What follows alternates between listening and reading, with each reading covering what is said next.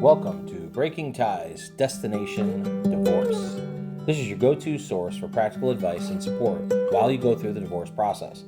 Join us each weekday for a quick chat where we'll cover a variety of topics such as child custody, property division, and self-care. Together, we'll explore emotional, financial, and legal aspects of divorce and help you find the best path forward for you and your family. Here's your host and Certified Divorce Financial Analyst professional, Mike Fulkerson. Hello and welcome back to another edition of Breaking Ties, Destination Divorce. I'm your host, Mike Fulkerson, financial advisor and certified divorce financial analyst professional. And today we're going to get into a pretty critical aspect of divorce, and that is property division.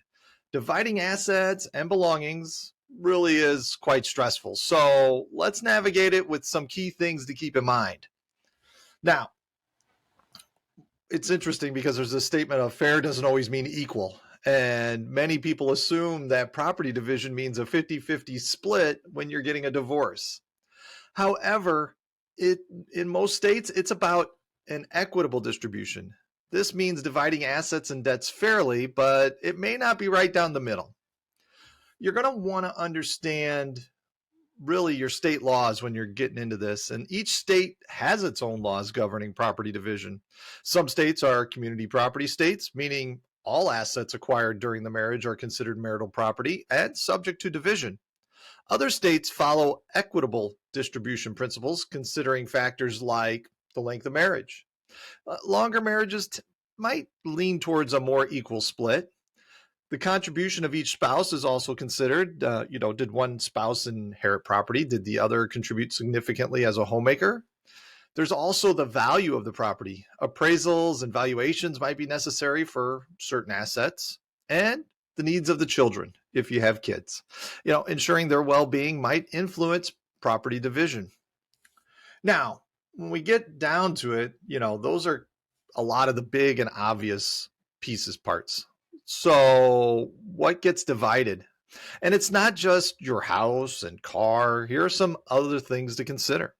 Retirement accounts, if you got a 401k, an IRA, or other retirement savings that might be subject to division, and this could include a pension. So, there's a lot to be looked at as far as retirement accounts go.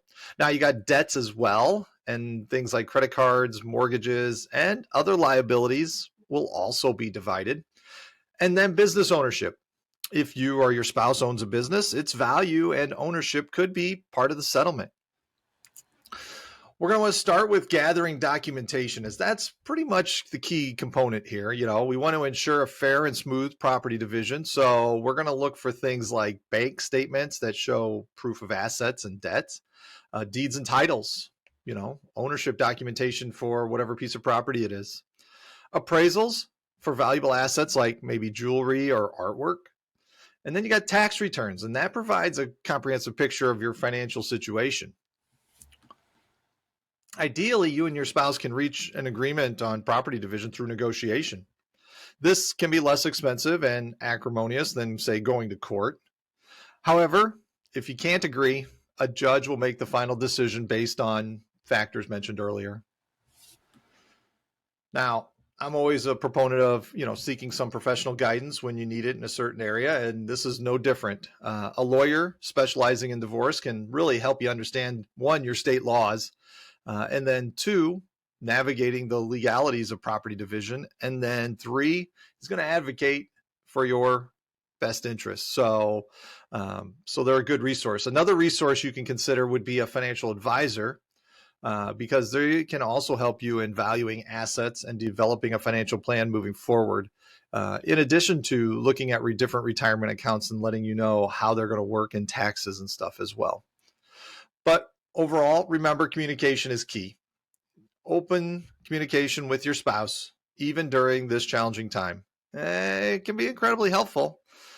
Transparency and a willingness to compromise can lead to a more amicable and efficient property division throughout the process. So that's it for today. I want to thank you for joining me on this episode of Breaking Ties, Destination Divorce.